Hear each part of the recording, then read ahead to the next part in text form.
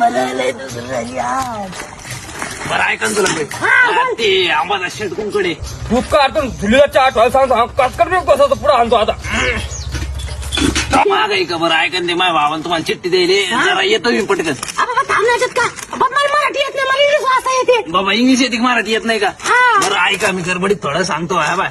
माझ्या बाबांनी बोललेलं तुम्हाला गाळगुंट्या आपाच्या कोट्याकड हा 11:36 या आणि ते बुलबुलला घेऊन आलेत लय बरं होऊन तू जाईल. बोलायचं आठवड्यात तिचं ना माझं मत नाही ना. कारण थोडं वारा ऍडजस्ट करा बाबा करते बाबा जा. हा येतो मी. हाक दे मला रोज मी उभा त्या वाटला.